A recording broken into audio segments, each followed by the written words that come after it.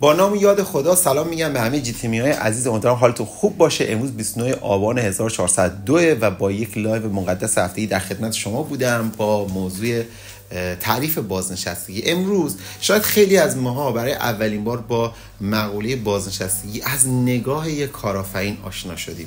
وقتی ما تو زندگیمون میشنیدیم که یک نفری بازنشست شده، بعضی بهش تبریک میگفتن، ولی امروز ما تو زندگی خودمون، اطرافیانمون، آدم‌هایی رو میبینیم که از بازنشستگیشون رضایت ندارن. چرا این اتفاق داره میفته؟ به خاطر اینکه تعریفی که در گذشته در مورد بازنشستگی شده بود امروز عوض شده. امروز شما نمیتونید بازنشستگی رو تصور کنید، اون بازنشستگی که بتونید آسایش و آرامشی داشته باشید. چرا این اتفاق داره میفته؟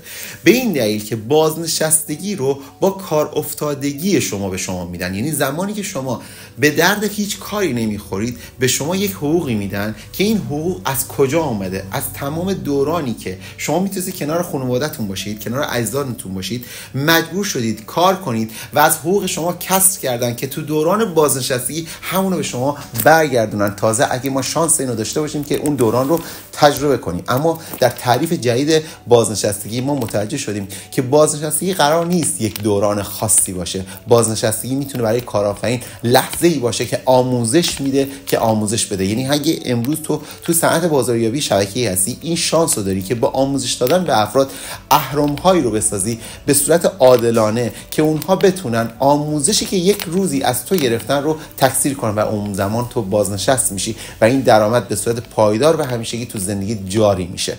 من روی صحبتم با تمام اون عزیزانی هست که امروز تو بازاریابی شبکه گلوبال تیم حضور دارن. عزیزان من، امروز در مورد خرید و فروش شدن زندگی و لحظات عمر صحبت کردیم. یک بار میخوام برای همیشه بهتون بگم که یک بار توهم نزنیم برای خودمون، بگیم که امروز من توی نتورک مارکتینگ هستم و به همین دلیل خدا رو شکر که خرید فروش نمیشم. یه چالش بزرگ داره بازاریابی شبکه‌ای، چون تو میتونی با حضورت در بازاریابی شبکه‌ای حتی ارزش خرید فروش شدن هم نداشته باشی.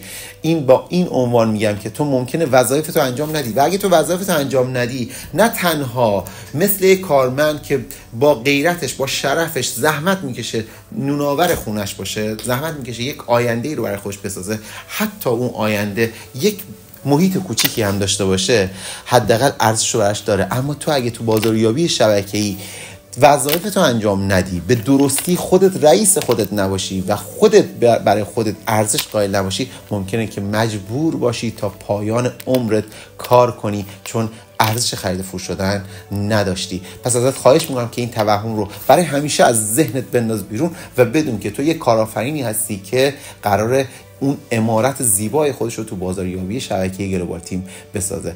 مرسی ازتون که کنارم هستید و همراه من هستید و امیدوارم که خیلی زود موفقیت‌های بزرگی تک تک شما رو ببینم. تا لایو بعدی، خداحافظ.